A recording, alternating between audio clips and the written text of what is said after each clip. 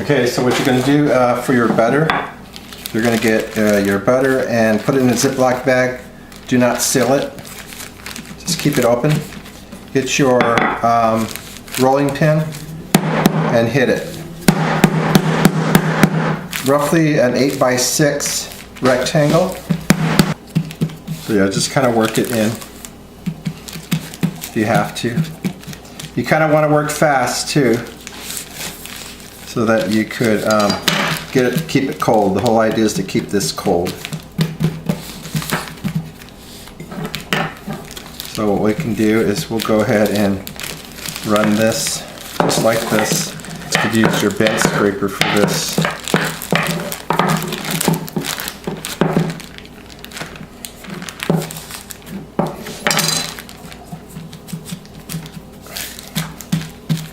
There you go, and there we go, just like this.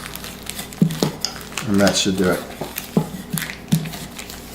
Just make sure you get all of it right on the edge. It's about what you want right there.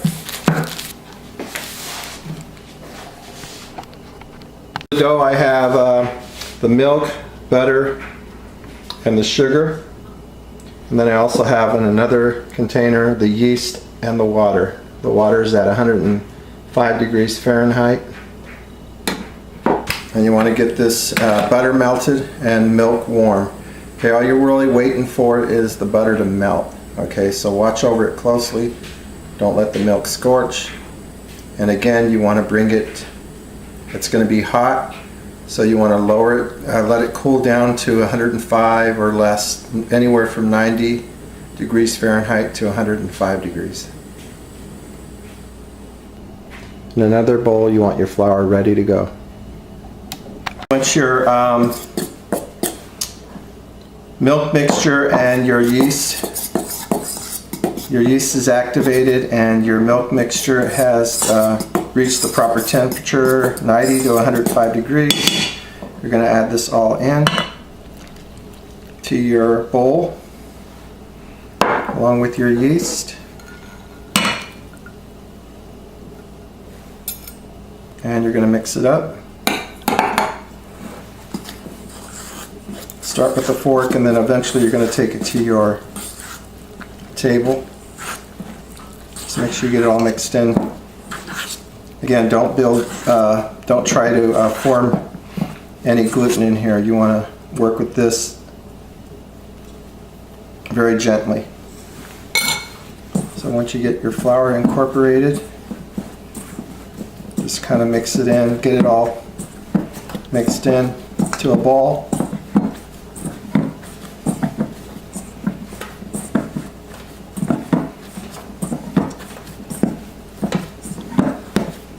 Like that. Work all that flour in. Once you got it to the right consistency,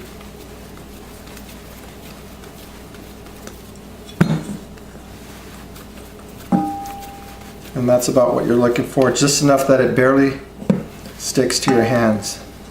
You may have a little extra flour, that's okay. Just like that. Okay, what you're going to do is you're going to get your dough. You start out in a rectangle, just like this.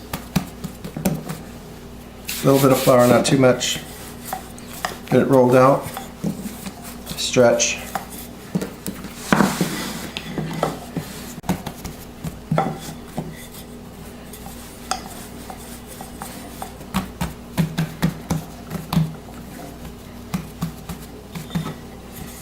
Just like that.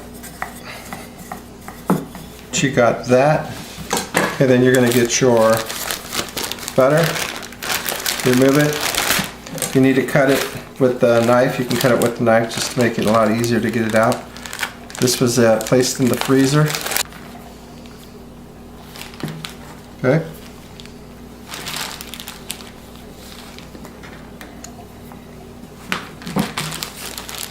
So keep it cold. Now what you're going to do is you're going to fold this over halfway, then you're going to fold the other one halfway over, just like that. Okay, then you're going to roll it So then you'll have to work a little more flour into it.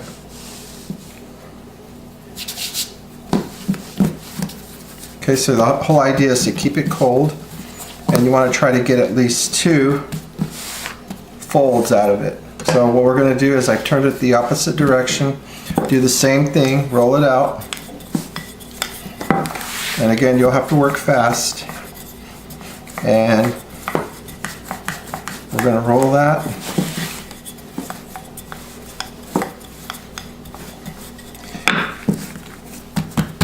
Just like that.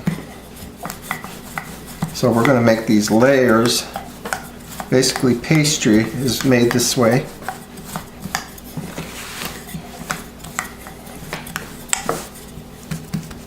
Just like this. Work fast, as fast as you can. You don't want your butter to melt on you. Okay, then you're going to fold it again. Same way. Just like this. It's a book fold. We'll fold it one more time. Unless your butter starts to melt, then you can go ahead and refrigerate it and cool it down. Okay? Notice that I'm alternating.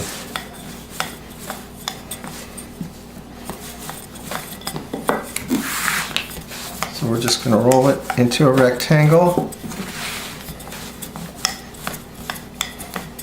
Again, if the butter starts to melt, you'll need to refrigerate it. If it's starting to melt and get on your hands, you want to keep this nice and chilled.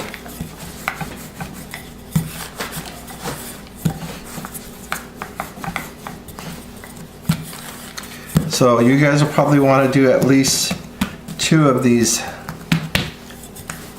So you do this right away, get it into the refrigeration, and then let it sit for about another half hour, and then do one more, and then you'll have to make them into the croissants. So we just get that, and we'll do another fold. So we'll fold this way, we'll fold this way, and then we're going to refrigerate, and then once we come back out again, we turn it around, and then we're going to roll it that way. And you can use your baggie to cover it up. For a half an hour or so, remove it.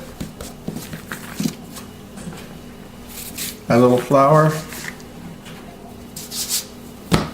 And you're going to roll again.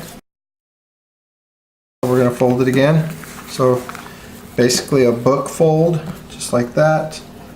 If it sticks, use your seal pad to assist. Okay. I'm going to turn it again this way. Little flour. A little flour on the bottom.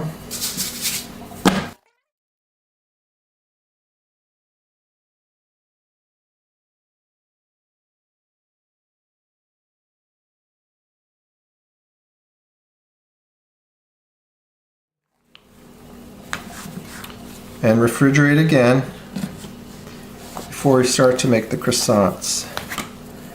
So we'll do that again. We'll fold that, and then when we fold it, when we roll it again, we're going to roll it this way.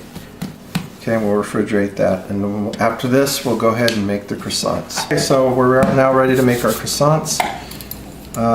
If you guys decide to do regular croissants, do half. You can do half. Regular croissants, half. You can do chocolate croissants. So work your board, very important.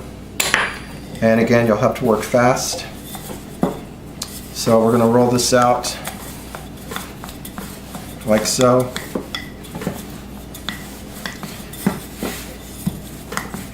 Into a rectangle.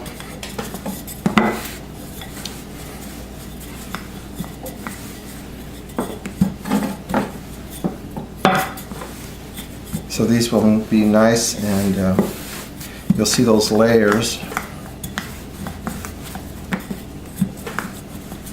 that will develop after you bake them. So this is basically like a puff pastry. You can do all kinds of other things with it. Danish Okay, so we're going to go ahead and do our chocolate croissants. So we could, we'll do, let's see if we can do 4. So we'll cut that in half. Just like this. If you want to even out the edges, you can.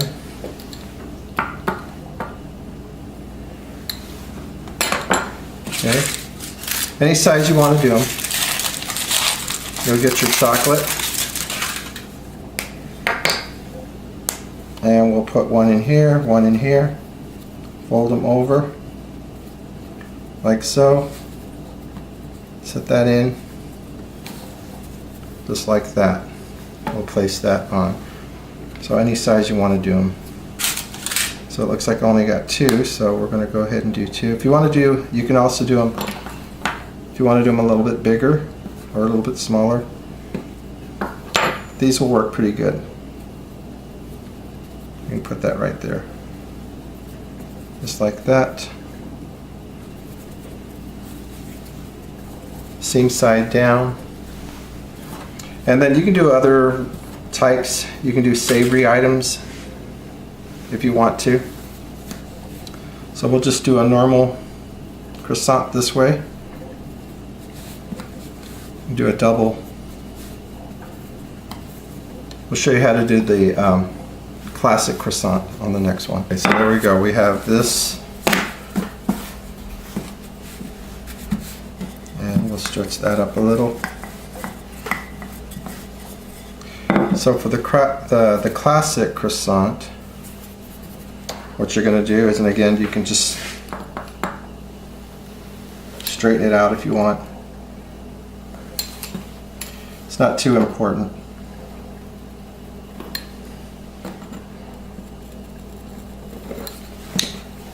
Okay, so you can use this for another croissant. So what we're going to do is we're going to do basically like this.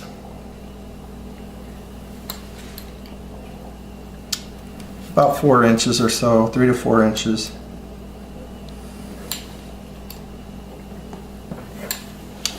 And let's see if we can't get another one with this one. We might be able to sneak another one with that. You can make a smaller one with this as well. So what you're going to do is you're going to make a little indentation. We'll set these aside.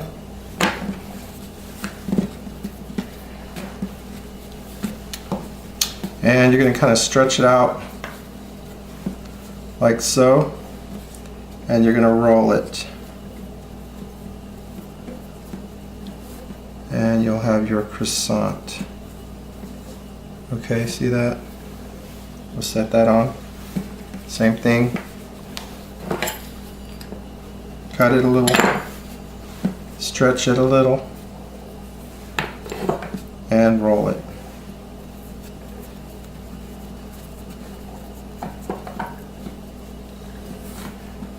And there's croissant number 2. So there you go. You have 2 chocolate, 2 regular. Again, you can do all kinds of other things with these. You can do savory items. I like to do a prosciutto and smoked Gouda. You can do a spinach and feta cheese. You can do a raspberry in there if you wanted to do a raspberry. Any kind. Again, I'm going to egg wash them. And then I'm going to proof them. And then we're going to bake them, and we'll show you what they look like. Alright, this is what it looks like after it's done. This is the chocolate croissant with powdered sugar. Notice the layers on that. And here is the plain croissant.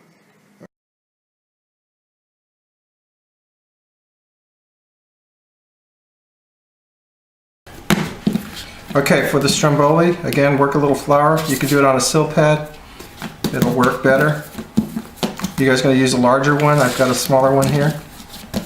And just kind of shape it first in a rectangle. Work some flour into it. Okay, work it in. Just like that.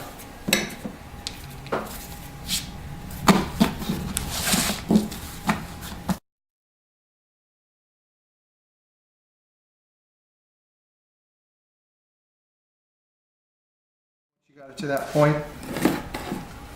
You're going to add your olive oil. So add your olive oil to the bottom, just like this. And again, you're going to put a small amount of tomato sauce. So this is kind of like a French bread that is stuffed. So a small amount. Then you're going to go Parmesan cheese, just like that. You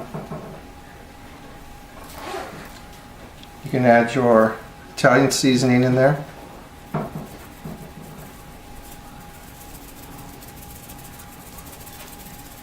And then add your pepperonis.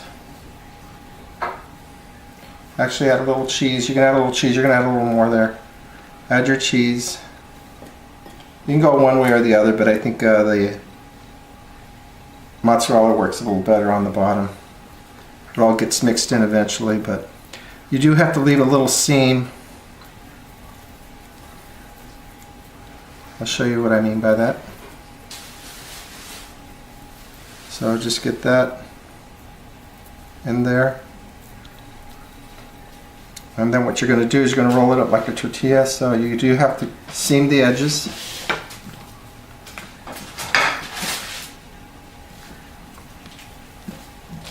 And then roll it. Just like that. So make sure those edges are seamed. So very similar to when you guys did your cinnamon roll. Bring the other one over and then get these edges, and then this is going to actually have to be on the bottom. So again, make sure you seam these ends, tuck in, and then fold them over, and then make sure this gets placed seam side down, and then you're going to egg wash it. Before you do that, you're going to get a knife